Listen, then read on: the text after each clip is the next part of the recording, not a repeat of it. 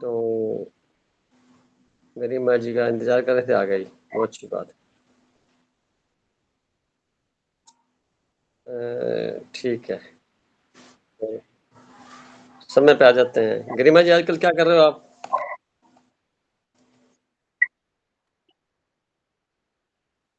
हुँ, हुँ,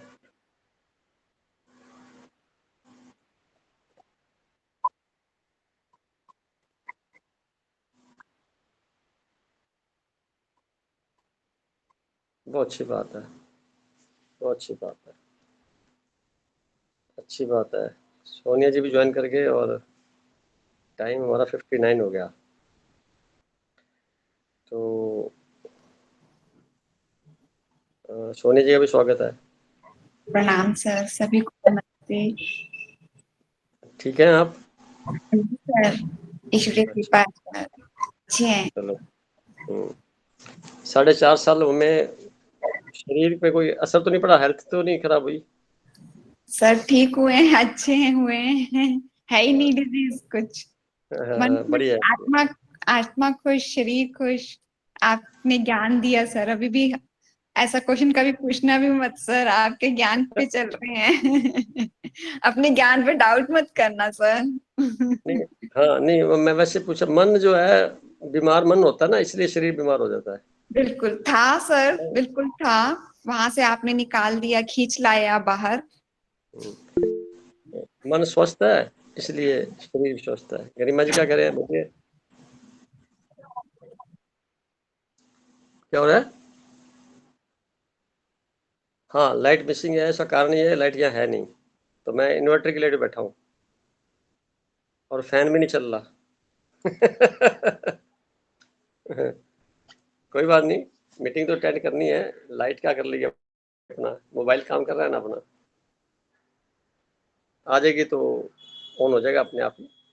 और टाइम हो चुका है हमारे पास, 8 बज के 1 मिनट होने वाले हैं। आप कृपा करके सभी जने अपने टाइम पर जैसे आए हैं, अलर्ट होकर के 10 मिनट के लिए सिर्फ और सिर्फ ऑब्जर्व करना है अपने आने जाने वाले विचारों को और आसपास के वातावरण को, और जहाँ शरीर पे कंफर्टेबल बैठे हैं उसके आसपास के स्पर्श को, और बिना किसी प्रयास के, बिना किसी रिएक्शन के, बिना कोई वार्तालाप के, पीछे से कोई कुछ भी हो रहा है उसको आपने ऑब्जर्व करना है सजगता से। श्वास ना लेने हैं ना छोड़ने हैं, आ रहे हैं जा रहे हैं, बस इस पे फोकस करना है आपने। 10 मिनट के लिए प्लीज अपने आप को रेडी करते हुए कर लीजिए। जब 10 मिनट पूरे हो जाए, तो जब मैं कहूँ राइट, तो उसके बाद फिर दोनों हाथों से आप रगड़ते हुए वो जो हाथ है आंखों के सामने लेके आके खोल सकते हैं आप। Okay, now start please.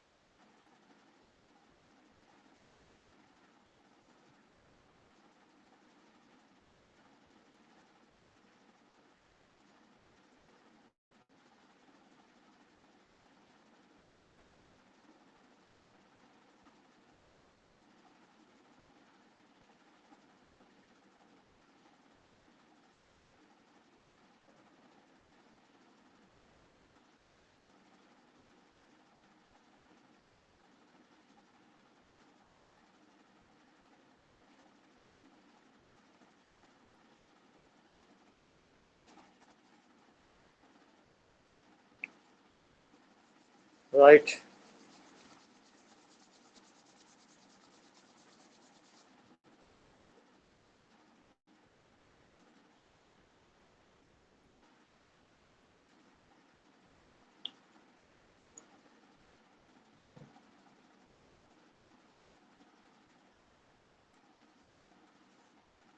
नियति जी जुड़े हुए हैं, और सोनी जी, रवि जी, गरिमा जी, पुरुषोत्तम जी, मयूर भाई साहब, मोनिता जी, 2 मेंबर हो रहे हैं। तो और कौन से हो सकते हैं?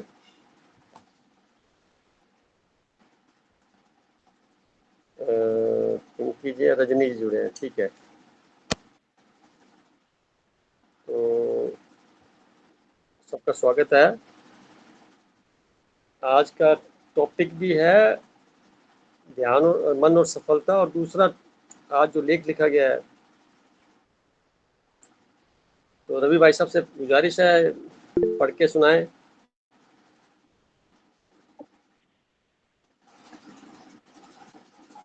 कुछ कहना चाह रहे थे? गरिमा, आपने हैंड रेज किया ना?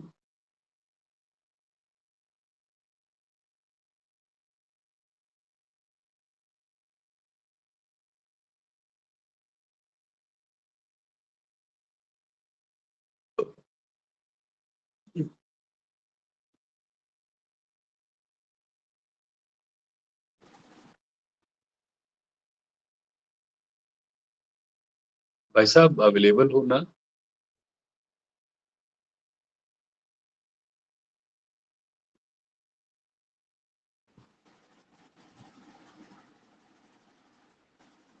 सभी जने उपस्थित हैं, मेरी आवाज आ रही है? हाँ जी, कुछ गरिमा कहना चाह रही थी, शायद हैंड रेज किया था तो इसलिए मैं रुक गया था। बोलिए गरिमा जी।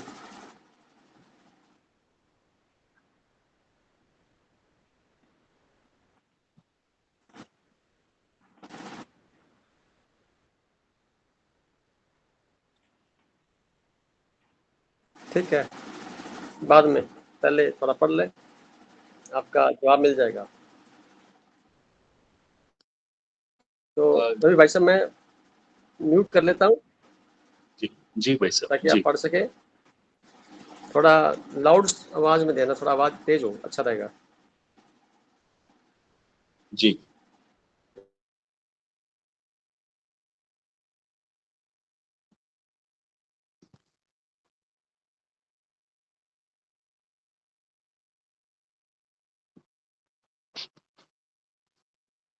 सभी को नमस्ते।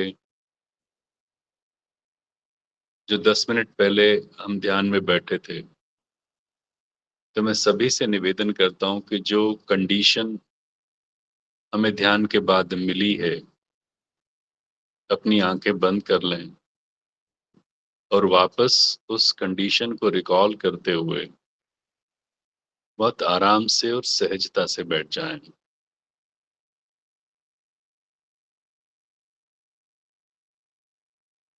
हम एहसास करें कि हमारा मन उस परम सत्ता से जुड़ा है,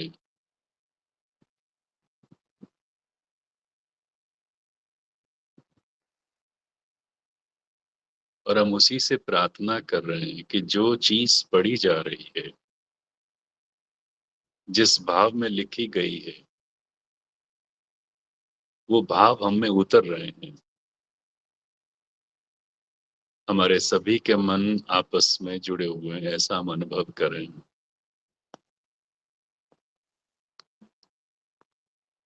पृथ्वी के गुरुत्वाकर्षण से सभी भौतिक वस्तुएं अथवा दिखाई देने वाले समस्त संज्ञा युक्त वस्तुएं, पदार्थ, जीव जंतु, पेड़ पौधे, वनस्पति इत्यादि पृथ्वी के नीचे केंद्र बिंदु पर अनवरत आकर्षित होने के कारण बैलेंस में होते हैं।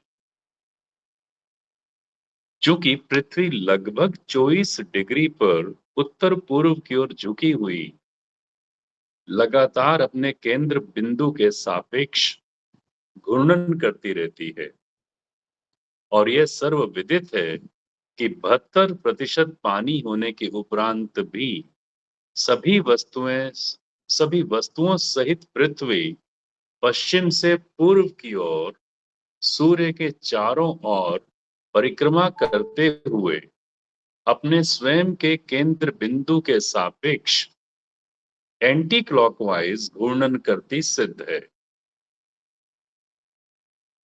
जबकि परोक्ष रूप से अधिकांश जन इस घटना से अनभिज्ञ ही रहते हैं और बिना अनुभव के मानकर अनजाने ही अनुमानित रहते हैं। ठीक इसी तरह उपहारित शरीर में समस्त मौजूद नस नाड़ियों के केंद्र बिंदु नाभि के चारों ओर प्रवाहित खून जीवंतता का परिचायक होता है। इस प्रकरण से ब्रह्मांडीय ऊर्जा भी अपना रोल बखूबी निभाते हुए स्वयं के बोध की पर्याय बनती है।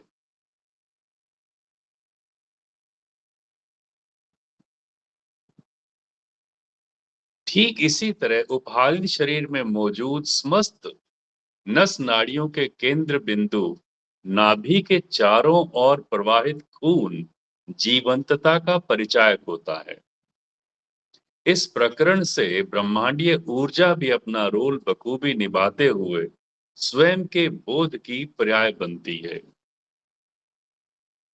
भौतिक उदाहरण से समझें तो मन चंद्रमा का रिप्रेजेंटेशन है और चंद्रमा पानी का पर्याय है।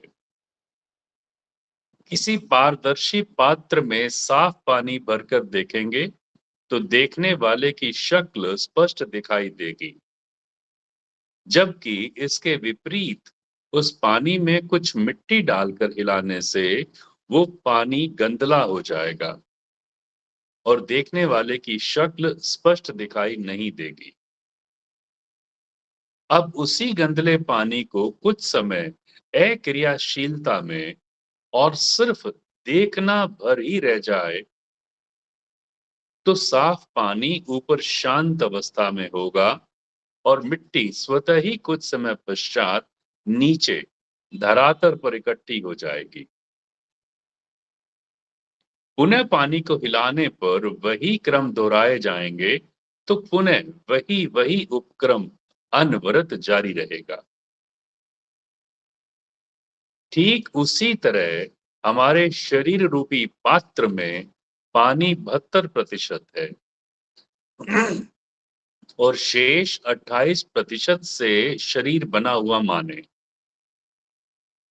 सांसारिक व्यवहार से उत्पन्न भावनाओं संवेदनाओं से शारीरिक पानी उद्वेलित होता है, जिससे जन्म जन्मांतरों से इकट्ठी तलछट पुनः सक्रिय होकर शारीरिक मेटाबॉलिज्म को अस्पष्ट कर देने से स्वयं से दूरी बन जाती है और स्वयं की तस्वीर भी स्वयं को स्पष्ट दिखाई नहीं देती, जो समस्त उपद्रवों का कारण बनती है और अराजकता युक्त अशांत वातावरण का पर्याय होती है।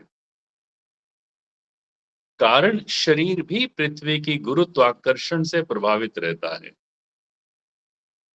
कुछ समय निकालकर मानसिक पटल पर विचारों के ट्रैफिक को तटस्थ होकर देखने भर से संत विचार भावनाओं के प्रति दूरी कायम हो जाती है। कुछ ही समय में सभी विचारों भावनाओं से मुक्त स्वच्छंद आंतरिक रह जाती है, जिसे ध्यानावस्था कहते हैं। कुछ समय निकालकर मानसिक पटल पर विचारों के यातायात को तटस्थ होकर देखने भर से संत विचार भावनाओं के प्रति दूरी कायम हो जाती है। कुछ ही समय में सभी विचारों भावनाओं से मुक्त स्वच्छंद आंतरिकता रह जाती है, जिसे ध्यानावस्था कहते हैं। अशांत अवस्था में ध्यान से पुनः शांत चित्त अवस्था को उपलब्ध हुआ जा सकता है। किसी भी घटित पूर्व घटना को बार बार याद करने से शारीरिक पानी प्रभावित होकर मानसिक पटल पर व्यर्थता का आलम उकेरने के बराबर होता है, जिससे स्थायित्व न होकर क्षण भंगुर स्थिति का एहसास रहता है, जो सिर्फ आत्मिक ऊर्जा का ह्रास ही साबित होता है, आत्मिक ऊर्जा का पतन ही साबित होता है। निरंतरता में स्वयं का हर वक्त दूसरों के लिए उपलब्ध होना सांसारिकता का पर्याय बनता है, और सांसारिकता की बुनियाद भी है जो अनचाही आवाज अथवा शोरगुल का वातावरण बनाता है। इसके साथ साथ चिरस्थायी शांति को भंग करता है, जबकि इसके विपरीत सदैव अनुपलब्ध रहने से दूसरों द्वारा संचालित होने का सिलसिला भी शांत हो जाता है। अनुपलब्ध से मतलब प्रतिक्रिया न देना, यानी अनावश्यक आमंत्रण अथवा सामने वाले की प्रकृति अनुसार स्वयं को लिप्त करना अथवा सामने वाले को अपने जैसा बनाने का प्रयास करने से है। अपनी आत्मिक ऊर्जा व्यर्थ कार्यों अथवा अनुपयोगी वस्तुओं अथवा अथवा अयोग्य व्यक्तियों के प्रतिक्रिया स्वरूप लगने से मानसिक ह्रास का सबब बनता है। इसके विपरीत यही ऊर्जा योग्य और जरूरत वालों पर लगाने से परिणाम सकारात्मक आते हैं। पुनः अपनी आत्मिक ऊर्जा व्यर्थ कार्यों अथवा अनुपयोगी वस्तुओं अथवा अयोग्य व्यक्तियों के प्रतिक्रिया स्वरूप लगाने से मानसिक ह्रास का सबब बनता है। इसके विपरीत यही ऊर्जा योग्य और जरूरत वालों पर लगाने से परिणाम सकारात्मक आते हैं। भावनात्मक प्रतिक्रिया का जखीरा अथवा हर वक्त अपने को ही सही साबित करने का प्रयास सदैव गलत राह चुनने के समान है, जो अंततः थकान युक्त खालीपन का पर्याय होता है। भावनात्मकता में रहकर आंतरिक शांत होना ही नैसर्गिकता का आधार है। हर बार दूसरों को खुश करने अथवा भय युक्त स्वीकार करने अथवा पुराने मन के वशीभूत पलायन करने से आंतरिक शक्तियों का ह्रास होने से खोखलापन रह जाता है। अधिकांशतः दूसरों के द्वारा स्वयं का शोषण होना ही स्वयं से धोखा है। स्वयं को समझना और फिर स्वयं की चैतन्यता पर ही फोकस करना माने ध्यान का सही प्रयोग तुल्य है। यानी ध्यान इस समस्त अराजकता अथवा विकारों के शमन तुल्य नैसर्गिक सौंदर्य है।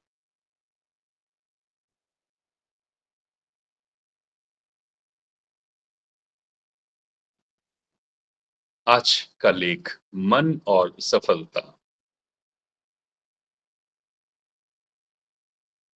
बहुत ही प्रासंगिक विषय मन और सफलता के संदर्भ में अति सूक्ष्म ऊर्जा तरंगों के समुच्चय और उससे उत्पन्न आयाम को समझने से पहले ये जानना बहुत जरूरी है कि सफलता से तात्पर्य क्या है।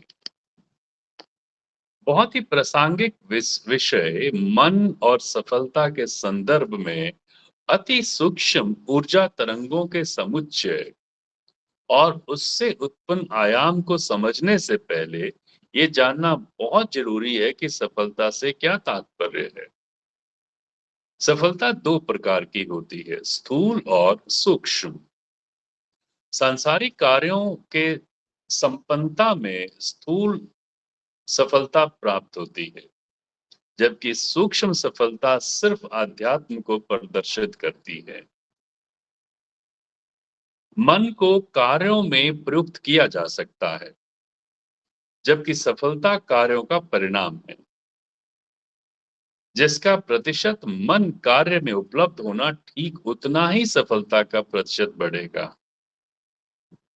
जितना प्रतिशत मन कार्य में उपलब्ध होगा, ठीक उतना ही सफलता का प्रतिशत बढ़ेगा। यानी मन हमेशा ही सफल होता है। चाहे सकारात्मकता में हो अथवा नकारात्मकता में। सफलता मन की एकाग्रता के प्रतिशत पर निर्भर करती है।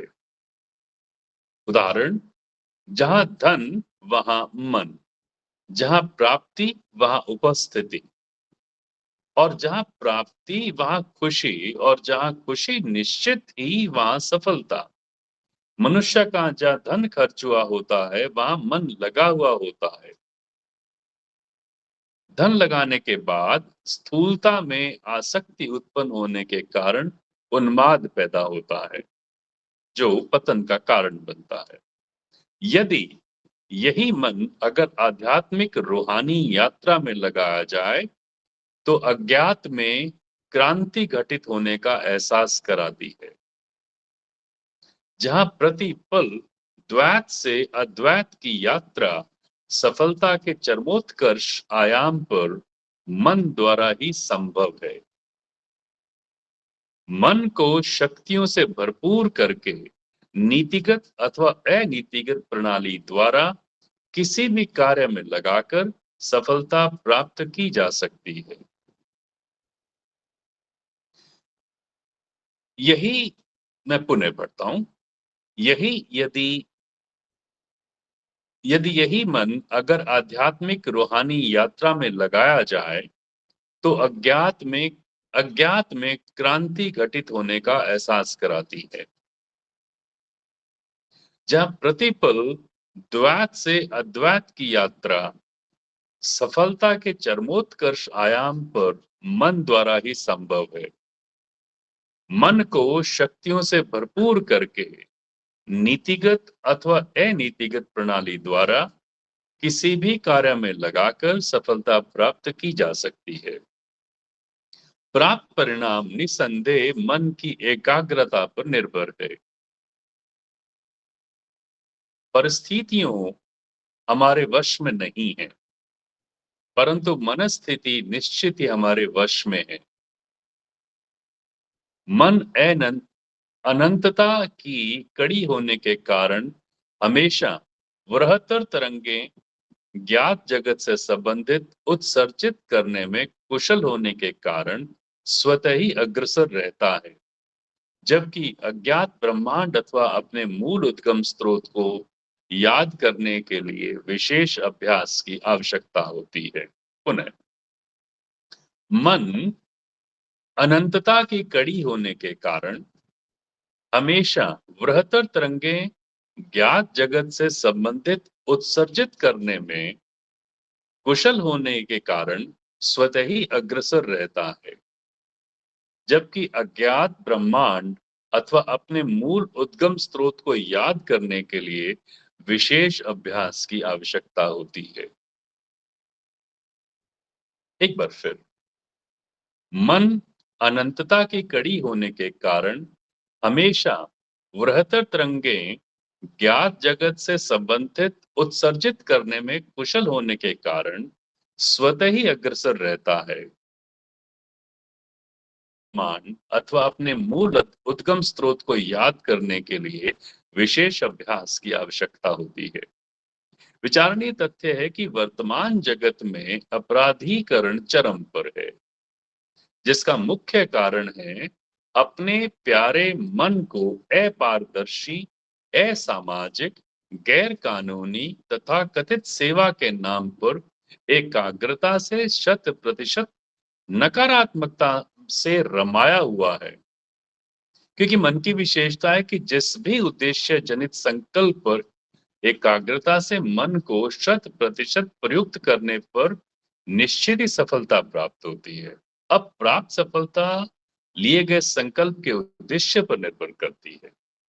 कहने की आवश्यकता नहीं कि वर्तमान में अधिकांशतः मानव समाज जिस प्रकार के संकल्पों से सुसज्जित तरंगे प्रेषित कर रहा है वो भयावह स्थिति का पर्याय है। आज के परिदृश्य में व्यवस्था जनित सफलता प्राप्ति का अदृश्य अनुचित तरीके ज्यादा कारगर हैं, और अनुचित तरीके कुछ लोगों द्वारा कूट रचित सफलता पूर्व व्यवहार का परिचय देते हैं। जिससे अधिकांश जनमानस पीड़ित और ठगा हुआ महसूस कर स्वयं के साथ साथ परिस्थितियों को या संबंधित सज्जनों को कोसते हुए मलाल में दुखी रहने के लिए मजबूर है। अधिकांश जन तथाकथित सफलता के नाम पर विभिन्न आयोजित कार्यक्रमों में शामिल होकर कुशल वक्ताओं का रोल निभाकर इतिश्री कर लेते हैं। जिसे सफलता कहते हैं वो शायद स्थूलता से संबंधित होती है। मेरी दृष्टि में सफलता अपनी निजता में जीते हुए सांसारिक बंधनों को निभाते हुए परमात्मा प्रदत्त विभिन्न स्वरूपों को उनकी नैसर्गिक एक रूपता को बरकरार रखना है, जिसमें मन अपने मूल स्रोत को याद करते हुए धन्यवाद के भाव से संसारिक कार्यों में नीतिगत सहयोग बन निर्लिप्त रहना है, जो जीवन का सर्वोपरि उद्देश्य है।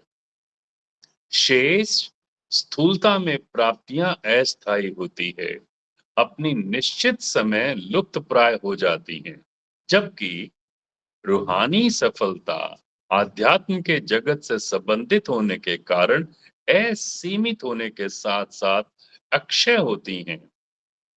भूतकाल की घटनाएं मन को उदास करती हैं, जबकि भविष्य के लिए चिंतित।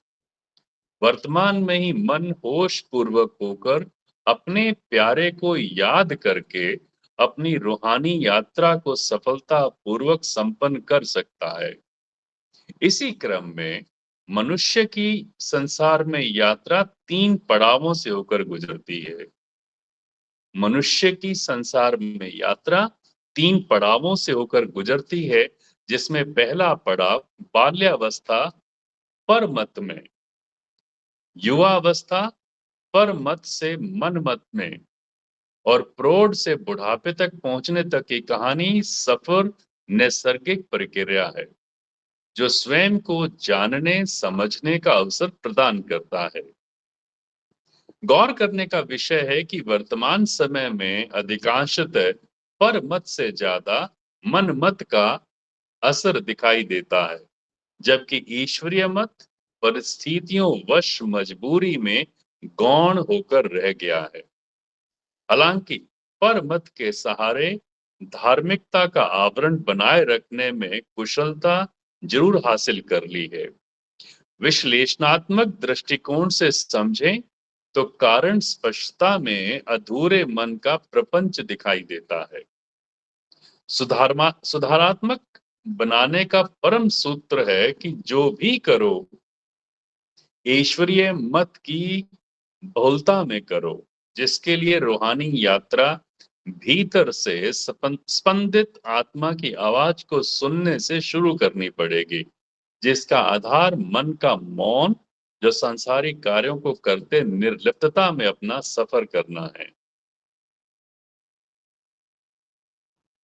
धन्यवाद साहब। भाई साहब का बहुत बहुत शुक्रिया। अच्छे शब्दों के साथ आपने इस लेख को पढ़ा, अच्छे भाव के साथ सबने सुना और हम आज की मीटिंग को आरंभ करते हैं। तो मन और सफलता के साथ में जो हमारे केंद्र बिंदु की बात की गई है, सब जानते हैं, परिचित हैं और ये लेख पुराना है, 2021 के आसपास का है। अब मन में जो क्वेश्चन आपके पैदा हुए हैं या कोई उथल पुथल है या कोई और बात कहना चाहते हैं उसको स्वागत करता हूँ। तो आज सबसे पहले हम शुरुआत करते हैं हमारे महावीर भाई साहब से कि अपनी बात कहें। क्या इनके मन में कोई बात है जो सबके लिए लाभदायक सिद्ध हो? तो भाई साहब स्वागत है आपका। पिछली 2 मीटिंग से ना मैं कुछ सवाल करता हूँ तो उसमें काफी टाइम निकल जाता है, तो मेरा निवेदन ये है कि और सदस्यों को मौका दिया जाए और उनकी बातें सुने, फिर बातों में कोई चीज निकलेगी तो जरूर मैं अपने विचार या प्रश्न रखूंगा, तो ऐसा मेरा निवेदन है। ठीक है, तो हम जो है आप बने रहिए और नीति बहन जी से आगे स्वागत करते हैं कि अपनी बात कहें, क्योंकि काफ़ी समय से ये साथ में रेगुलर हैं और लेख भी पुराना है, आज पढ़ा है दोबारा तो कुछ नया भी लिखा गया है। तो आपके मन में कोई विचार आ रहा हो जिसके प्रति आपको लगता है कि कुछ रिएक्शन देने की जरूरत है, तो दीजिए, आप बोलिए। नमस्ते सभी को। नमस्ते भाई साहब। आज मैं सुनेगी आपके पास से, आपका सुनने मुझे मुझे वो पॉजिटिविटी बहुत देते हैं। आपका आज सुनेगी मैं।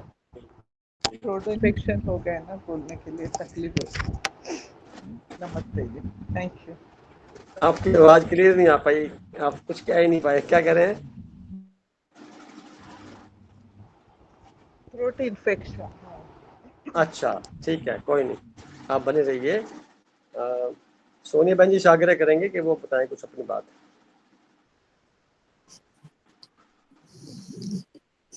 सभी को नमस्ते।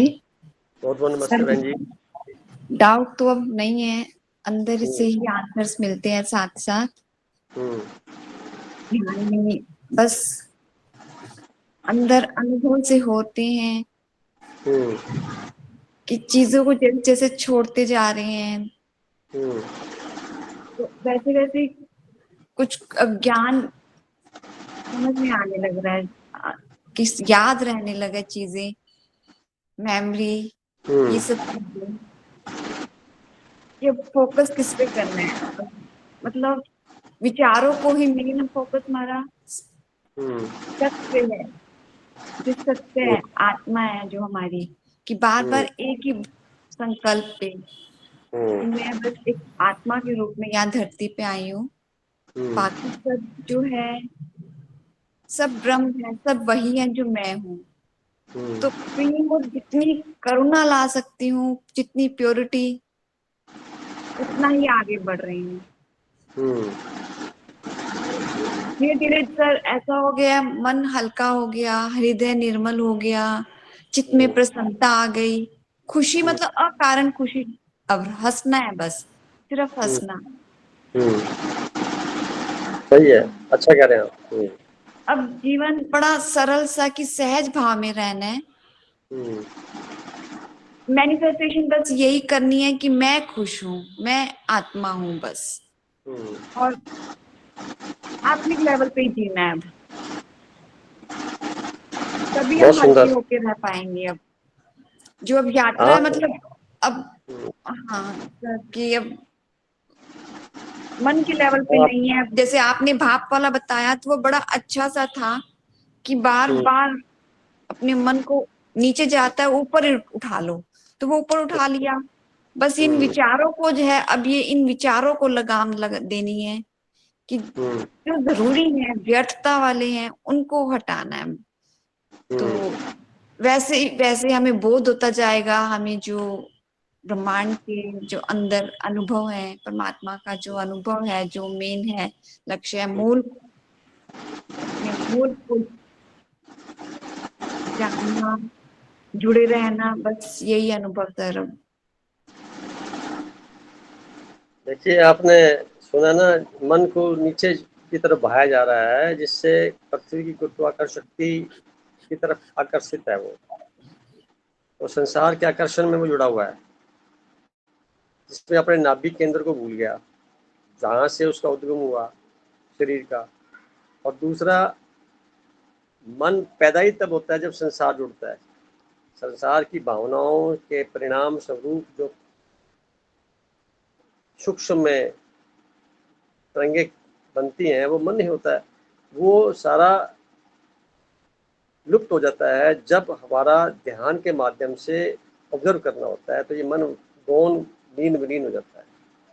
उस अवस्था में आप पृथ्वी के गुरुत्वाकर्षण से ऊपर उठ चुके होते हैं, और जितना ज़्यादा आप इस प्रयोग में आते हैं, जिस प्रकार पृथ्वी की गुरुत्वाकर्षण शक्ति से ज़्यादा शक्ति किसी सैटेलाइट को दी जाती है उसकी कक्षाओं से बाहर निकालने के लिए, वैसा ही ध्यान है।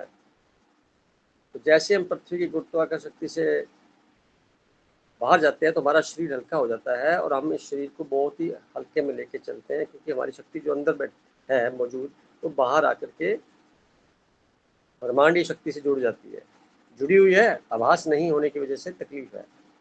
और जब ये आभास हो जाता है कि मैं जुड़ा हुआ हूँ पूरे ब्रह्मांड से, तो उस स्थिति में बहुत ही हल्कापन और बहुत ही शरीर में आने पे तो भारी महसूस होगा, पर शरीर के जैसे आभास से हम मुक्त हो जाते हैं तो वो हल्का लगेगा। तो ध्यान की उच्च अवस्था का परिणाम है ये सब संभव है। ये एक बार ऐसा परिणाम आपने अनुभव कर लेते हैं तो पुनः वापस जो चीज थी पहले वो नहीं रह जाती।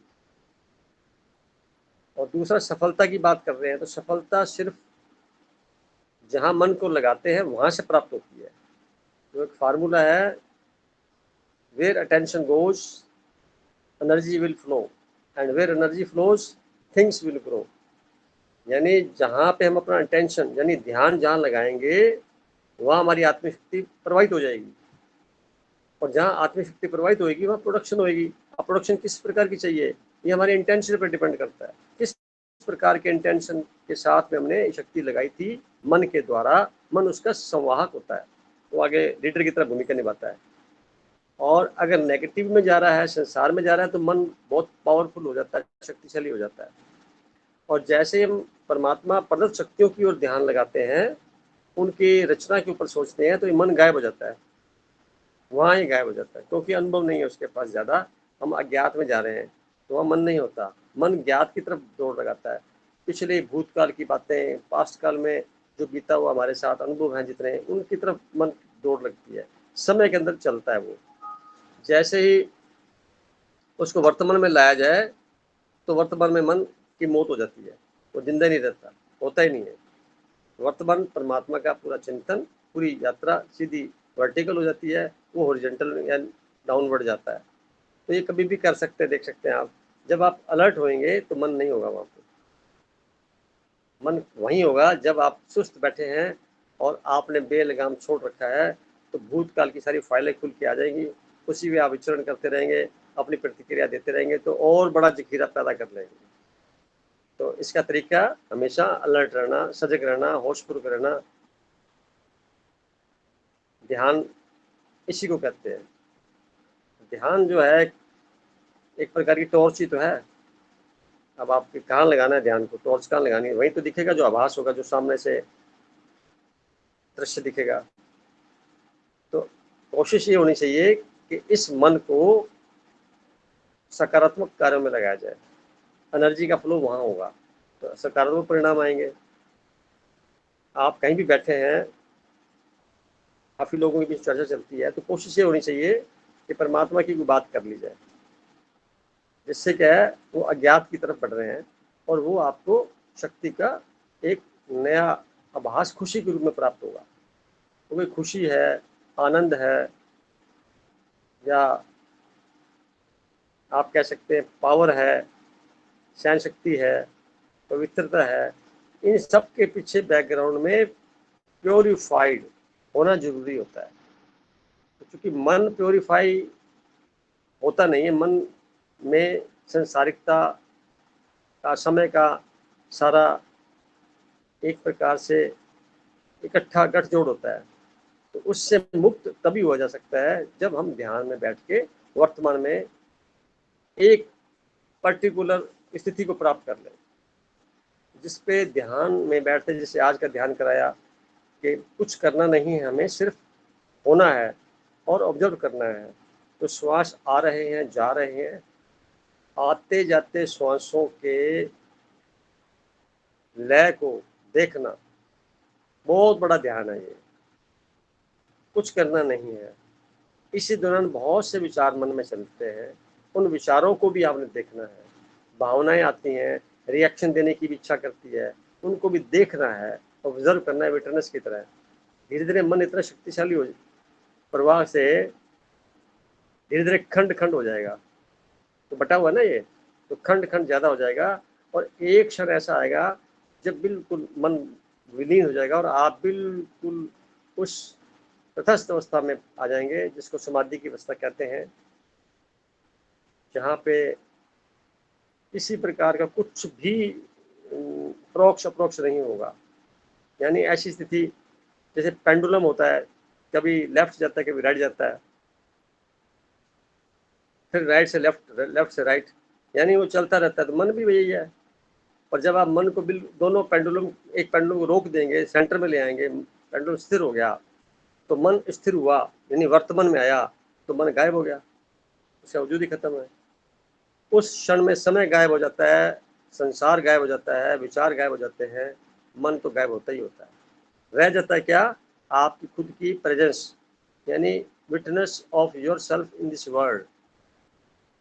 तब ऐसा लगता है कि शरीर में मैं हूँ, शरीर में मैं हूँ, ये एहसास अभी नहीं लग रहा। हम शरीर ही मान के बैठे अपने आप को। शरीर ही अलग अलग डिफरेंट है और आप अलग हैं।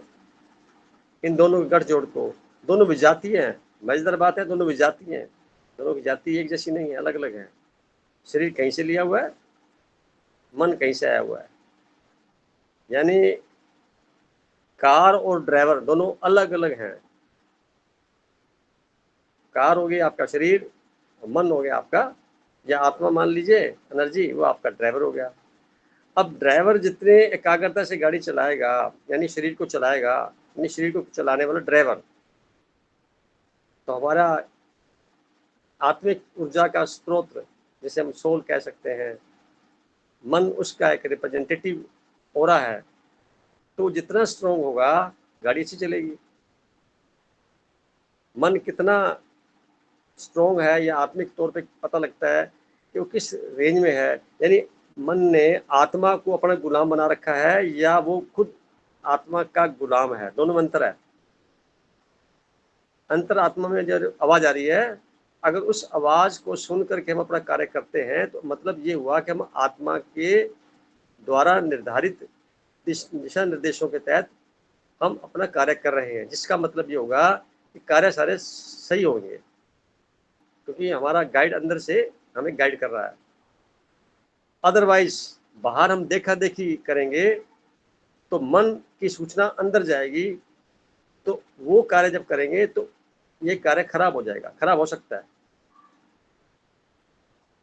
तो ऐसी स्थिति में एक अच्छा ड्राइवर भी होता है तो शरीर खराब भी हो तो भी उसको ढंग से यात्रा करा लेता है। इसमें उम्र का कोई लेना देना नहीं है। और अगर मन ही खराब है, शरीर तो नेचुरल पहले ही खराब हो जाएगा, चाहे उम्र कैसी भी हो। श्वासों की संख्या फिक्स होती है, लगभग किसी को 10 करोड़ मिले हैं, किसी को 15 करोड़ मिले हैं, किसी को 5 करोड़ मिले हैं, किसी को 2 करोड़ मिले हैं। ये फिक्स हैं, ये पिछले कार्मिक अकाउंट से मिलते हैं। इतने श्वास आपने लेने धरती पर जाकर। अब लेने का तरीका कितना सही है गलत है, ये मनुष्य की खुद की योग्यता और उसके खुद के जो जीवन के लक्ष्य हैं उस पर डिपेंड करता है। 1 मिनट में 5 श्वास ले रहा है, 7 ले रहा है, 1 मिनट में 2 ले रहा है, 3 ले रहा है, 10 ले रहा है, 15 ले रहा है, इस चॉइस का मैटर आ गया। जितने हम सजग रहेंगे, श्वासों की संख्या उतनी कम खर्च होगी, यानी हमारी उम्र लंबी हो जाएगी, शारीरिक उम्र। बीमार तो होना प्रश्न ही पैदा नहीं होता। बीमार वही लोग होते हैं जिनका मन बीमार होता है। बीमार का तो मतलब ही नहीं हो जाए तो मन बीमार क्यों होता है? संसारी विकारों को यहाँ पे ना इकट्ठा कर लेता है, इतनी सुंदर फ्लॉपी के अंदर फजूल की चीजें भर लेता है। हम पीस ऑफ माइंड डिस्टर्ब करके फिर बार बार उसे चिंतन करता है, इसको बोलते हैं मन। बात खत्म होगी, गई, मैटर ओवर, आगे देखो क्या करना है, वर्तमान में देख के क्या करना है। तो चेहरे पे भी हमेशा एक नैसर्गिक खुशी रहेगी, आंखों में चमक रहेगी, वार्तालाप करते वक्त वाणी में एक प्रकार की तरंगें पॉजिटिव दिखेंगी, और हमेशा स्वयं को ऐसा लगेगा कि कुछ अच्छा हो रहा है, ऑटोमेटिकली करना नहीं पड़ रहा। तो ऐसी स्थिति में अपने आप को बनाए रखने के लिए हमारा प्रयास हर साप्ताहिक होता है। और हमारे साथ आज एक नए मेंबर जुड़े, परमिंदर जी। मैं उनसे आग्रह करूंगा कि प्रत्यक्ष होएं। भाई साहब, स्वागत है आपका।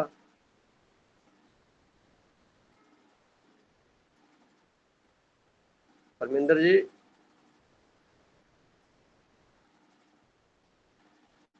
शायद जुड़े हुए हैं पर आवाज नहीं देख पा रहे होंगे, सुन नहीं पा रहे होंगे। मोनिता जी को आप आमंत्रित करते हैं हम सब। मोनिता जी,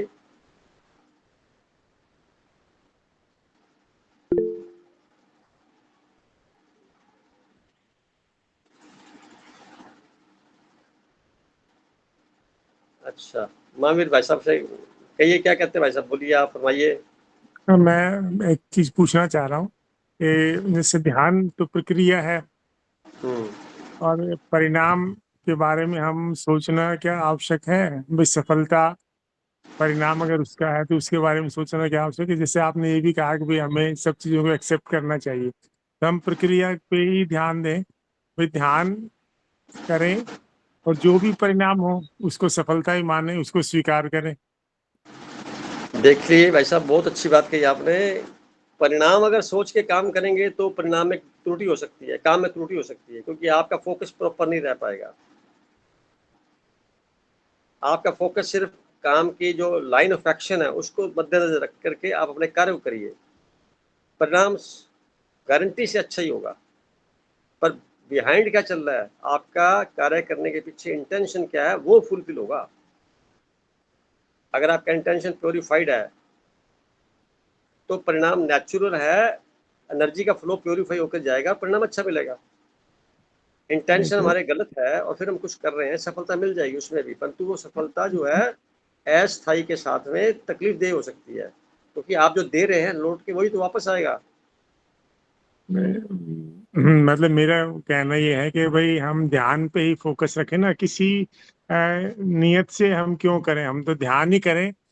हाँ, अब मतलब दूसरा किसी तरीका ये आशा है। के साथ क्यों करें, ऐसा उम्मीद हाँ, क्यों करें कि ध्यान करेंगे तो ऐसा होगा, वो हाँ, सोचना कोई क्या उचित है? नहीं, नहीं, बहुत सही करें आप मेडिटेशन से सिर्फ इतने मतलब होता है, बिना किसी प्रकार का कुछ भी दिमाग में रखे ऑब्जर्व करिए चीज़ों को, सिर्फ just to watch, just to be witness of the instance. आप उस घटना के प्रति देख करके एक गवाह है, जो हो रहा है, जो आपको करना है उस पे भी, और जो हो रहा है उस पे भी। आपको जो करना है करवाया जा रहा है आपसे, ऐसा मानते हुए, और जो हो रहा है वो मेरे द्वारा देखा जा रहा है, ये मानते हुए।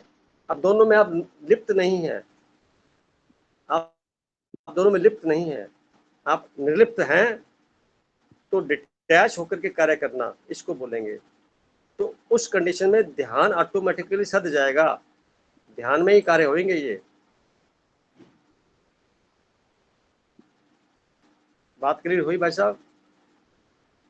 हाँ, नहीं बात बिल्कुल ठीक है कि भाई ध्यान कराया जा रहा है, हम तो सिर्फ ऑब्जर्व कर रहे हैं, है ना? हाँ, तो मतलब कि मैं ये कहना चाहता हूँ कि हम सफलता के बारे में सोचना कोई आवश्यक नहीं है, सफलता के बारे में सोचें ही क्यों।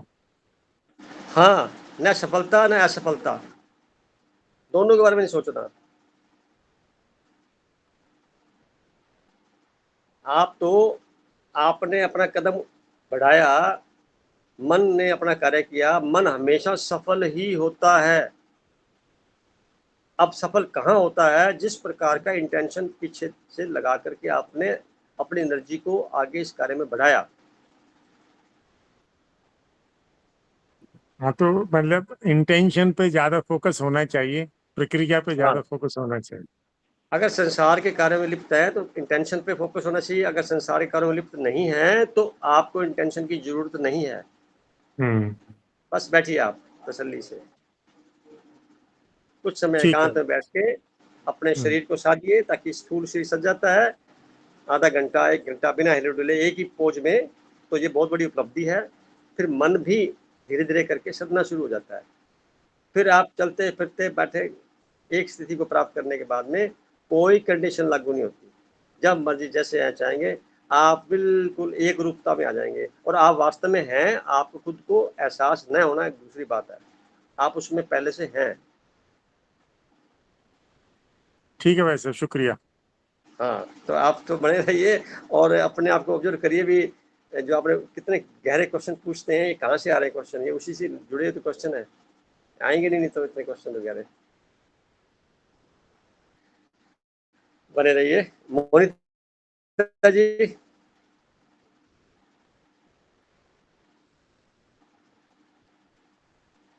मोनिता जी नहीं बोल पा रहे, क्या हो गया? चलो गरिमा जी से बात कर लेते हैं।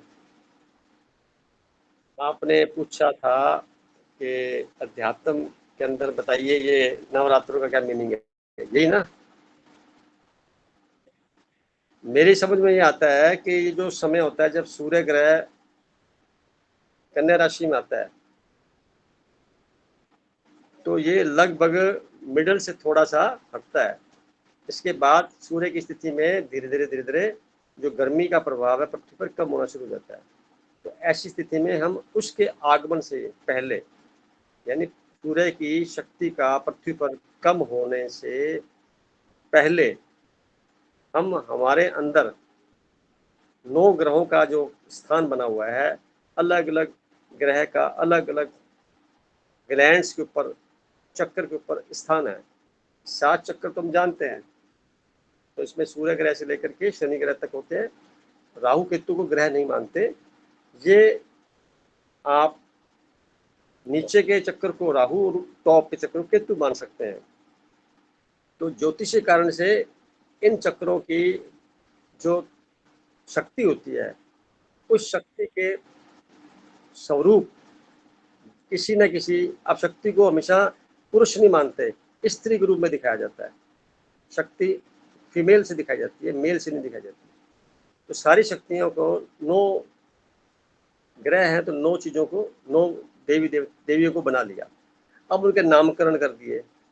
लोगों के पुरानी 400-500 साल, कोई 1000 साल पुरानी प्रथा होगी चल रही है। इसमें किसी को कुछ बना दिया, किसी को कुछ बना दिया, उसको रिप्रेजेंट कर दिया, अलग अलग ग्रहों की शक्तियों के हिसाब से उनको बना दिया और उनकी हमने पूजा करनी शुरू कर दी। पूजा इसलिए करनी शुरू कर दी भी हमें से इनसे ये शक्ति प्राप्त होगी, क्योंकि जहाँ ध्यान लगाएंगे हम, वहाँ से वैसी प्राप्तियाँ होंगी हमें।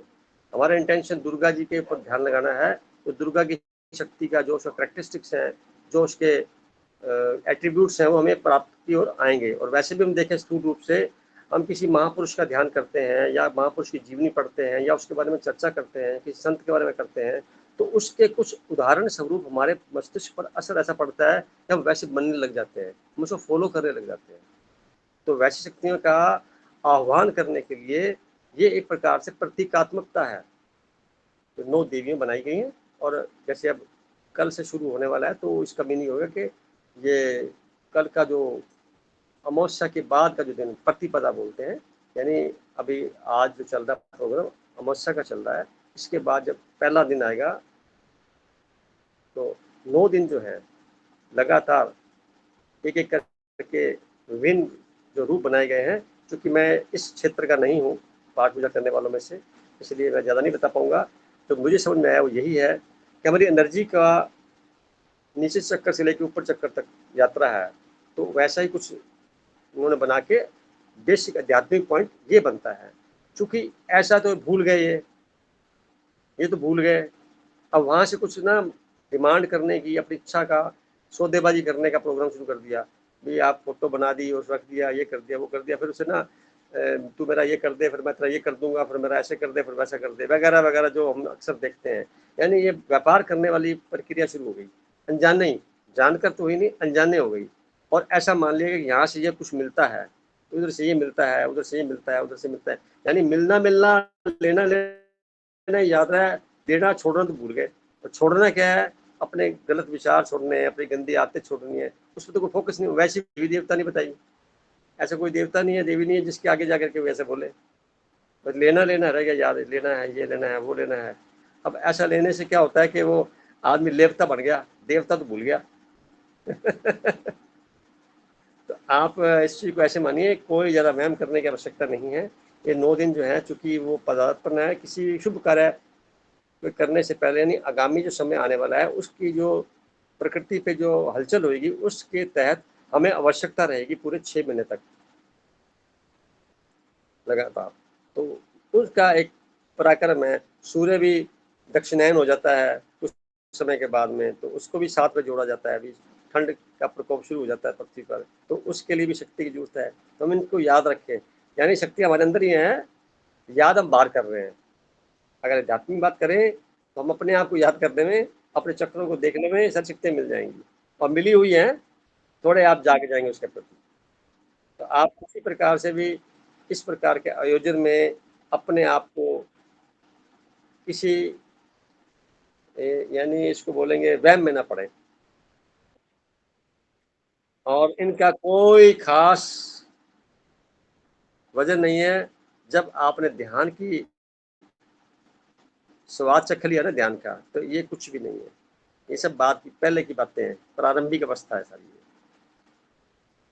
तो इसलिए आप ठीक है, वो सबका सम्मान करना होता है, करिए जैसे भी करना होता है, परंतु मैंने जो अध्यात्म की बात जो मैं जानता हूँ यही है। तो बहुत दिनों के बाद हमारे पास कन्नू जी जुड़े हैं, इनसे स्वागत के तौर पे कहूँगा नमस्ते। और बताइए कन्नू जी, क्या आप अपनी मधुर वाणी से बताना चाहते हैं? प्रणाम भाई साहब। बहुत बहुत प्रणाम। के सभी सदस्यों को भी प्रणाम। हाँ जी। भाई साहब, सुनने का मन कर रहा है, बस बोलने का शेष कुछ विशेष है ही नहीं। सब साफ हो गया। किसी एक बात से मैं समझा दूंगी जो मुझे समझ आया है कि एक बार ना बड़े शहरों में जैसे फ्लैट सिस्टम होते हैं, तो वहां पे 4 खिड़कियों में दूसरे का घर दिखता है, आसपास उससे अगला ऐसे दिखता है। तो एक स्त्री क्या करती थी, कहती थी कि देखो सामने वालों के कपड़े सफेद नहीं है, मेरे कपड़े देखो कितने सफेद धुले हैं और मैंने कितने समय से धोए हैं, तो सामने वाली को ना कपड़े नहीं धोने आते। तो ऐसा क्रम लगभग काफी समय चलता रहा, लेकिन जब दीपावली आई, जैसे अब आने वाली है, तो सफाई की गई घरों में। जब शीशे को साफ किया गया तो सामने वाले के कपड़े भी साफ नजर आए। अब ये क्या हो गया? वो कहता भगवान तुमको कहती थी कि वो कपड़े मैले धोती है, वो देखो अब तो उसके कपड़े चमक रहे हैं। यानी कि क्या थी, धूल तो मिट्टी पे थी, दोष हम दूसरों को दे रहे थे और अपने आप को सुपीरियर कर रहे थे। तो अंतर्गोत्वा कहने की बात है कि जब मैं भीतर गया तो मैं भी तर गया। जब हम अपनी आंखों को अंदर की तरफ कर लेते हैं तब हमें सब कुछ वैसा ही नजर आने लगता है ना। तो आपका टॉपिक भी आज यही है कि हम अपने मन के जो है मन को होमवर्क दें। All are good, few are very good, बस एक ही बात है। अब आप इतने सेशन कर रहे हैं, अगर उसमें से हमने 8 बातें भी ले ली, 7 भी ले ली, मतलब उसको मनन क्या किया? मनसा वाचा कर्मणा में इसको धारण करने की बात है। ज्ञान सब जगह खत्म है, लोग भाग भाग के फिर भी जा रहे हैं, ऐसा कुछ नहीं है। हमने उसको अपनी लाइफ में कितना उतारा है, मेन बात ये है। प्रैक्टिकल कितना किया है।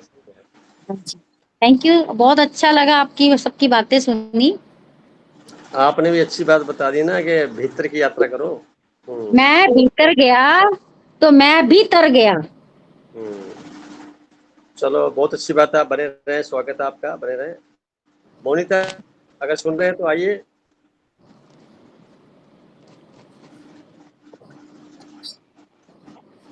मोनिता जी नहीं सुन पा रहे, कोई बात नहीं। अभी हमारे पास रवि भाई साहब है ना, गरिमा जी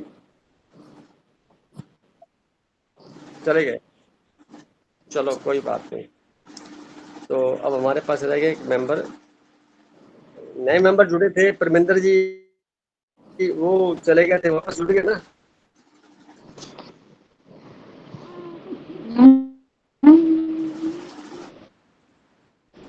परमिंदर जी आप आवाज सुन रहे हैं?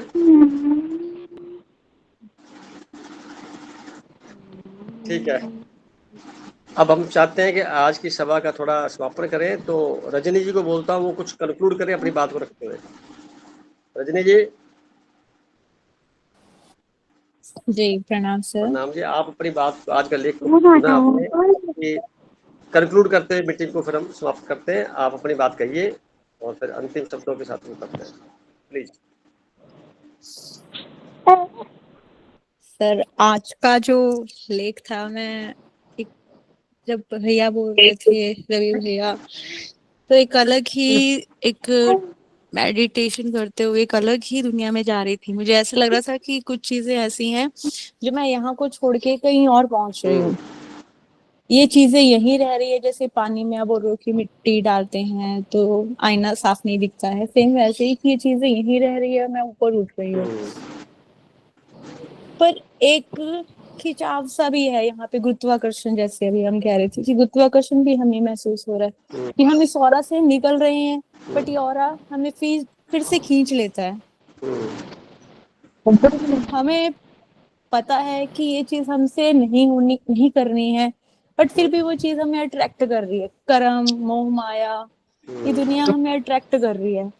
इन चीजों को बैलेंस बनाना, मुझे ये लगता है कि बैलेंस करना हमें सीखना होगा।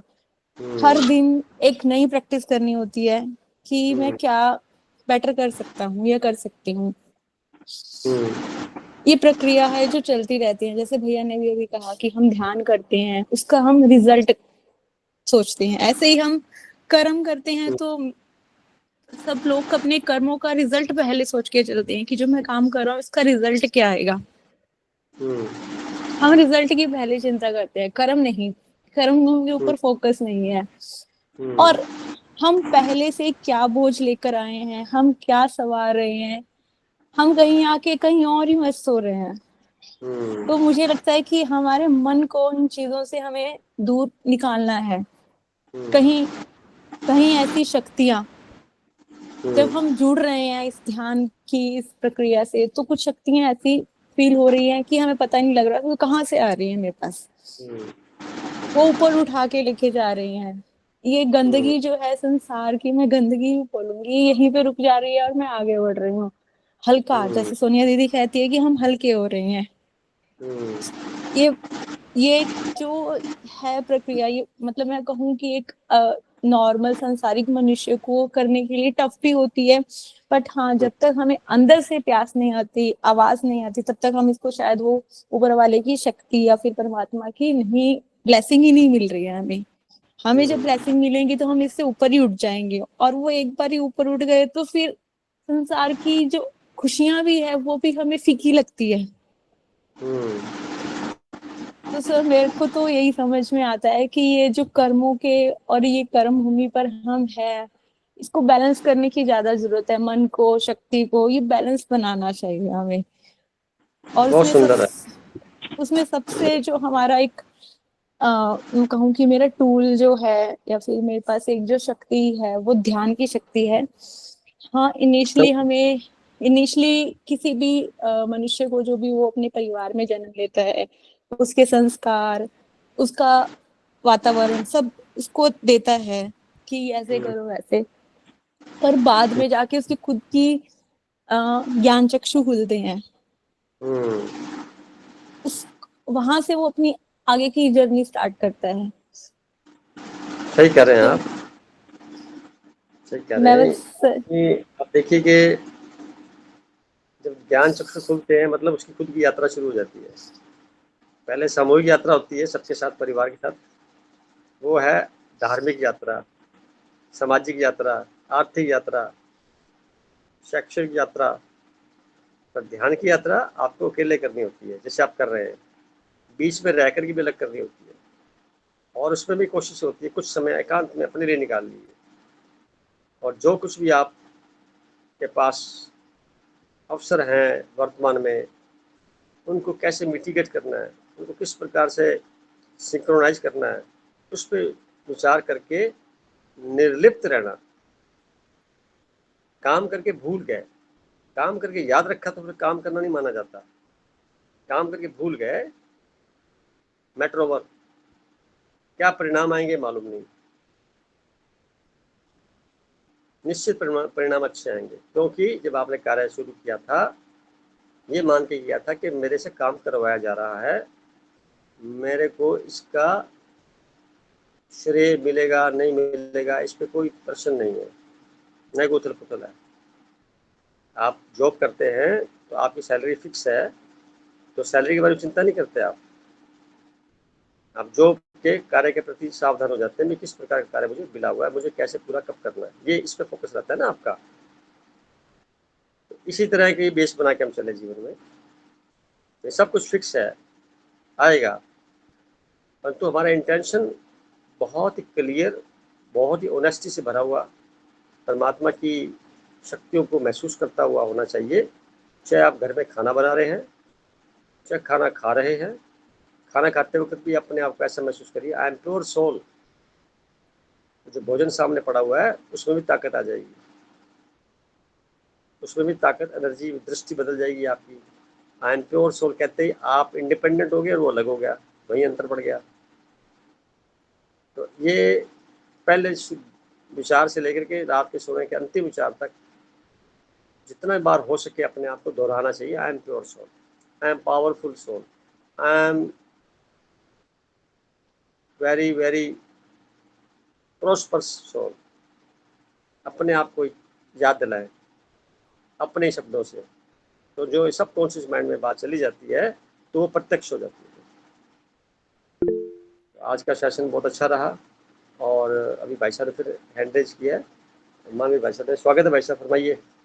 आपने भी कहा ना कि भाई आप ये सोचें कि काम ईश्वर के द्वारा कराया जा रहा है, तो अगर काम उसका है तो हम तो बीच में फिर रहे कहाँ? फिर ये सोचने की जरूरत क्या कि अच्छा है बुरा। अगर ईश्वर काम करा रहा है तो जो उसकी मर्जी, फिर हाँ, मेरा तो रोल ही खत्म हो गया। अरे तो वही तो बात है, वही तो सबसे बड़ी बात आप समझ में आ गई। निर्लिप्त का मतलब यही है, काम भले संसार में कर रहे हैं परंतु हम लोग कार्य करवाया जा रहे की स्थिति में रहे तो अनावश्यक कन्फ्लिक्ट्स नहीं होंगे और मामूली सी कोई ऐसी बात या समाज की कुरीतियों की वजह से पैदा भी हो गई है तो आपकी आत्मिक शक्ति का कोई ह्रास नहीं होगा। आप उसको स्वीकार कर लेंगे और आगे बढ़ जाएंगे, उस पर ज़्यादा चिंतन नहीं करेंगे, अपने आप विड्रा कर लेंगे, उस घटना से विड्रा कर लेंगे उलझने की बजाय, यानी क्रिस्टल क्लियर दिमाग हो जाएगा, कोई लिटिगेशन नहीं है। और जहाँ साफ सुथरा काम है वहाँ कर रहे हैं तो आपको खुशी बांटते खुशी और मिलती चली जाएगी, परिणाम तो अच्छे आएंगे भाई।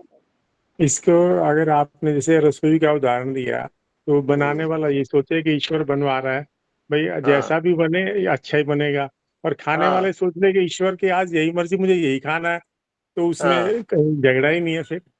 तो तो ये भाव लाना ही कि भाई ईश्वर करा रहा है वही खिला रहा है। कई बार जैसे होता है सब सब्जी में नमक ज्यादा होगा तो हम यही मान लेंगे आज ईश्वर की मर्जी है कि आज नमक ज्यादा खाना है। किसी दिन बिल्कुल बहुत सुंदर डालना था। भूल गए तो यही मान लेंगे उसकी आज यही मर्जी है कि हम नमक नहीं खाना है। तो देखो उसके साथ ही जैसे ही सोचते हैं कि उसकी मर्जी है तो उसके बाद वो कोई भी झगड़ा या सफलता असफलता रहती नहीं। हाँ, जैसे मान लो नमक कम डल गया तो आप का जो मन होगा वो कभी भी रिएक्शन के लिए नहीं होगा, कोई बात नहीं, नमक थोड़ा सा और ले आओ, मैटर ओवर। आपको लगे नहीं नमक ज्यादा नहीं, चला गया तो और ले नहीं आओ, आज ईश्वर की मर्जी है कि आज कम नमक का खाना या बगैर नमक का खाना। हाँ, तो अगर ऐसा कर ले तो और चाहिए क्या? ये तो अल्टीमेट रिजल्ट है ध्यान का, कुछ भी हो जाए स्वीकार है। क्योंकि ये आपको तो मैंने अपने पिताजी से सीखा था। पिताजी ने कभी, मैंने देखा नहीं जिंदगी में, उन्होंने कभी ये कहा हो कि थाली में जो भी कुछ आएगा उन्होंने मिनी मेक निकाला हो, जैसा आया वो हाँ। हमेशा वैसे ही खा लेते थे। तो ये एक ना, इसको बोलेंगे व्यक्ति ऐसे गुणों का पिछले खजाना लेके आता है जो प्रत्यक्ष भी हो जाते हैं, परंतु इन गुणों का अंतिम रूप जो होता है एक होशपूर्वक ऐसा होना, एक स्वभाव में होना पहले से, वो अलग मैटर हो गया। एक आपने नोटिस किया तो आपके अंदर भी मन में वही बात आई तो आप भी वैसे बन गए, तो ये एक अच्छे संस्कारों का खेल है। घरों में जाएंगे तो झगड़ा हो जाता है, खाना ढंग से नहीं बनाया या नमक ज़्यादा डाल दिया, सब्जी ज़्यादा डाल दी, समाधान ढूंढने की जगह पे हम आए तो मनुष्य के लेवल पर आ जाएंगे। अगर हम स्वीकार कर ले तो देवता के रूप में है, अगर स्वीकार नहीं करते हैं तो मनुष्य के लेवल पे आके उसको सुधार करके संशोधन कर लेंगे, ये दूसरा लेवल आ गया। और इसे नीचे लेवल पशु लेवल है, लड़ पड़ेंगे, ऐसा क्यों किया, वो किया, तलाक हो गया इतनी सी बात में तो लेवल बदल गया ना सारा। अब आपके इंटेंशन बदल गया, बाहर तीनों में इंटेंशन अलग है। तो इंटेंशन पॉजिटिव है, सुपरलेटिव डिग्री पे है तो सारे कार्य स्वतः ही वैसे होंगे और सारा जीवन सरलता से हो जाएगा और वहाँ पे बीमारी शब्द गायब हो जाता है, नकारात्मकता अंधकार होता ही नहीं है, खुशियाँ ही होती हैं। क्योंकि आत्मिक शक्ति तो पॉजिटिव है ना, नेगेटिव थोड़ी तो प्रोडक्शन करने वाली है, उसको तो नकारात्मक लगा रखा है, परिणाम फिर नेगेटिव ही आएंगे ना। उसको तो बहुत अच्छी चीज़ को खराब कर दिया आपने बिल्कुल ही, तो ये तो फिर क्या अनजाने हो रहा है सब जगह पे, तभी तो अराजकता फैली हुई पूरे विश्व में। आप देखिए जिस दिन ये समझ आ जाएगी मैं गलत कर रहा हूँ तो क्यों कर रहा हूँ, बस ठीक हो गया माहौल, उसी वक्त सारा माहौल ठीक हो गया। तो आने वाले टाइम में लोगों के मन बहुत बदलेंगे, ये आपको मैं आज बता दूँ। मन से सृष्टि को खराब कर रखा है, गलत सोच के, गलत बोल के, गलत करके। सोचने से ज़्यादा नुकसान होता है, करने और बोलने से इतना नहीं होता। सोचने से 50% प्लस या माइनस होता है, बोलने से 25% उसमें और ऐड हो जाता है, और करने से बचा हुआ 25% भी ऐड होकर के 100 बनता है। तो सोचना ही बड़ा कीमती बात है। किसी के प्रति सोचो, अच्छा सोचो आप, या सोचो ही मत। अच्छा, इस एक बात और जैसे आपने भी कही ना कि भाई स्वभाव से होश में रह के करना, तो वैसा स्वभाव बनना या हमेशा होश में रहना, दोनों अलग चीज है या दोनों बराबर चीज है? अलग अलग चीजें होंगी। कारण क्या है कि एक तो ब्राह्मण के घर में बच्चा पैदा हुआ तो वहां पे बिल्कुल सात्विक भोजन खाएगा ही खाएगा, तो स्वभाव बन गया उसका। उसको ये नहीं पता क्यों खाएगा, खा रहा है बस। एक आप पर्पजुली पता है मैं खा रहा हूँ इसका, तो ये सजगता की निशानी हो गई। ध्यान इसी को कहेंगे। मतलब स्वभाव से अब हम होश में आगे करेंगे, हाँ जैसा भी है वो स्वीकार्य है, इस हाँ, भावना से करें। तो उससे क्या होगा, आप वर्तमान में आ जाएंगे, तो वहां वर्तमान में मन मौजूद नहीं होता। वर्तमान में मन उसी वक्त तिरोहित हो जाता है, गौन हो जाता है, शांत हो जाता है, मर जाता है, होता ही नहीं। और मन का सारा खेल है पूरे संसार में जो चल रहा है। तो मन को आपने ठंडा कर दिया, शांत कर दिया, अब बचा कुछ भी नहीं, आप रह गए, पूरा यूनिवर्स रह गया, तो वो एक ही चीज है। तो वो ध्यान की सुपर डिग्री है। खाना खिलाया जा रहा है शरीर को, आप नहीं खा रहे। खाना खिलाया क्यों जा रहा है? शरीर के अंदर जो जीवाणु हैं उनका भोजन है ये, ताकि शरीर भी मिट्टी का निकले पदार्थों से बना हुआ है, इसलिए उनकी आवश्यकता वही पदार्थ है, मात्रा बैलेंस में चाहिए। मन तो कहीं से आया है, यूनिवर्स से, जो श्वास के माध्यम से जीवितता को प्रदान करता है। तो हमारा फोकस हमारे श्वास की तरफ रहता है, हम श्वास ही हैं, ऐसे भी मान सकते हैं। शरीर में आ गए, चले गए बाहर, आ गए, चले गए बाहर। अब इस उपक्रम को भी अगर आप ऑब्जर्व कर लेंगे, तो भी अपने आप से जीवन मुक्त के रूप में आ सकते हैं। अगला जन्म फिर मुश्किल होगा, जब तक आप नहीं चाहेंगे, नहीं होगा। बड़ी कीमती चलिए बात है। ठीक है, वैसे शुक्रिया। आशा है कि प्रगति जारी रहेगी, ऐसे ही हाँ, सवाल उठते रहेंगे, बातचीत करते रहेंगे। ये आप मानिए कि बहुत अच्छा प्रकरण चलता है। जब ऐसी बात आती है, सबके दिमाग में कोई ना कोई प्रश्न आता है, कुछ संकोच पूछ नहीं पाते, तो ये क्लियर होना चाहिए। कन्नू जी, आपने हैंड रेज किया, बताइए क्या चाहते हैं आप, फिर फाइनल करें मीटिंग अपनी। मैं ये कह रही थी कि जैसे कहते हैं ना कि करण करामन आपे हार, मानुष के नहीं कुछ भी हाथ। जब भी हमारे पे कोई परिस्थिति ऐसी आती है जो हमारी सोच के या हमारी समझ के परे होती है ना, तो उस समय उस परिस्थिति से हट के हमें दृष्टा बन जाना चाहिए। जब परिस्थितियां आपके वश में ना हो, आपके हक में ना हो, तो ओनली दृष्टा बनकर आप वो परिणाम जो है परमात्मा के हाथ सौंप दे। गलती हम क्या करते हैं कि हम खुद जज बन जाते हैं उस चीज के, परिणाम वहां गलत आते हैं। सही है, सही कह रहे हैं आप। तो दृष्टा को तो बनना नहीं क्या चाहता ना। खाने की बात है, तो ये बात मैं अपने अनुभव से कह सकती हूँ 100%। 101 भी नहीं, कभी 101 होता ही नहीं। जो 101 बोलता है वो 99 होता है। जैसा हमारा अंदर का कहते हैं ना, जैसा खाएं अन्न वैसा बने मन। जैसे हमारे भाव अंदर चलेंगे, जैसा हमारा कंसंट्रेशन बनाने में रहेगा, उसका आउटपुट भी वैसा ही रहेगा। सही है, सही है। यदि हम खाना बनाते समय ज्यादा नहीं कर सकते, तो मैं ये मानती हूँ कि थोड़ा सा, आजकल फोन सबके पास है, बंदा कोई भजन ही चला सकता है। तो जो भोजन है वो एक भोग भोग लग जाएगा ना। लहसुन प्याज को नहीं चला सकते, तो आप ओनली चपाती का ही लगा दो। तो वो क्या है कि वो जो भोजन है, भजन से एक प्रसाद के रूप में आपको मिलेगा। और जो जल है, जल तो बिल्कुल सुनता है। ये कई वैज्ञानिक, कई साइंटिस्ट, मैंने अभी रिसेंट रिसर्च में मैंने देखा है कि जो जल है वो आपकी बात सुनता है। करके देखिए आप 21 डेज। जल तभी तो बोलते हैं जैसी बुद्धि वैसी ही शुद्धि, जैसी शुद्धि वैसी बुद्धि, जैसी दृष्टि वैसी सृष्टि, जैसा पानी वैसी वाणी, और जैसा अन्न वैसा मन।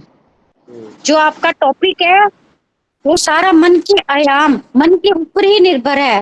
पहले थॉट हमारे दिमाग में आता है और पहले थॉट आता है हमारे आईज में, हम देखते हैं, आंखों से बुद्धि में जाता है और मन में कई विचार निकलते हैं। हमने अपने मन को कंट्रोल में करना नहीं है, उसको सुधारना है मन को। उसको हमेशा ये भी नहीं कि हम उसको कहें कि तू पॉजिटिव ही सोच। अब आप बताइए मुझे, दूध में मक्खी गिर गई, आप क्या करेंगे? दूध गिरा देंगे? कभी नहीं गिराएंगे, हम कहते हैं। अब आपके देसी घी में मक्खी गिर गई, आप घी नहीं गिराएंगे, मक्खी को गिरा देंगे। हाँ, इसके विपरीत देखिए, जल में मक्खी गिर गई, वो कभी गिरती नहीं, मीठे जल में गिरती है मक्खी, है ना। चाय में मक्खी गिर गई, फट चाय भी चेंज करके लाओ। क्यों? क्योंकि वो हमारी दृष्टि कहाँ गई, वो हमारी पॉजिटिविटी कहाँ गई। क्योंकि पॉजिटिविटी जो होती है वो डिपेंड करती है हमारे टाइम टू टाइम सिचुएशन पे, सरकमस्टांसिस पे। मैं कभी भी हमेशा एक ही बात कहती हूँ कि होश में रहो। जैसे कि आप भी जितनी बार मीटिंग्स होती हैं, होश में रहना चाहिए। अगर सामने वाला जोश में हमारा बच्चा है या कोई है तो हमें होश में रहना है। ये जितने भी गलत काम हो जाते हैं, एक्सीडेंट्स होते हैं, वो अनकॉन्शियस माइंड में होते हैं, बेहोशी की हालत में होते हैं। जो आजकल नशा चल रहा है, नींद आ रही होती है, प्रॉपर नींद नहीं ले रहे हैं। तो जो आपके टॉपिक के हिसाब से मैं यही कहना चाहूंगी कि हम कुछ भी नहीं कर रहे हैं, करण करावण कोई और है, हम तो सिर्फ निमित्त है। हमें सिर्फ होश पूर्वक होके हमें अपने कर्म करने हैं। अगर हम अपने आंतरिक दृष्टि से, आंतरिक भाव से किसी का बुरा सोच रहे हैं ना, तो ये मान के चलो हमारा होने वाला ही है। हमने करना तो दूर की बात है, सोचना भी नहीं है। अभी हनुमान जी वाला हृदय नहीं है कि ऐसे फाड़ के दिखा दे ये राम जी है, ये सीता जी है, ये लक्ष्मण, ऐसा नहीं है। हमें अपने कर्मों के द्वारा और अपनी वाणी के द्वारा ही क्लियर करना पड़ेगा कि हम अच्छा सोच रहे हैं, कहना नहीं पड़ेगा। बहुत सुंदर, बहुत अच्छा। Thank you. आज सबके विचारों के माध्यम से एक बात समझ में आई है और खुशी की बात यह है कि काफ़ी बढ़ चुके हैं ध्यान के प्रयोग से, मन के प्रयोग से आगे। और अगली मीटिंग को फिर हम और अच्छे टॉपिक के साथ लेके चलेंगे। ये सिलसिला जारी रहे, थोड़ी बहुत कभी रह जाए तो सुधारते हुए आगे बढ़ते जाएंगे। सबका शौक चाहिए इसमें, और मेरी दुआएं हैं तब तक आप खुश रहें, एंजॉय करें, अपने ध्यान के प्रयोग को जारी रखें। सभी को प्रणाम। शुक्रिया, शुभरात्रि, नमस्कार। भाई साहब प्रणाम, सभी को प्रणाम। भाई साहब परमिंदर सिंह अर्ज कर रहा हूँ।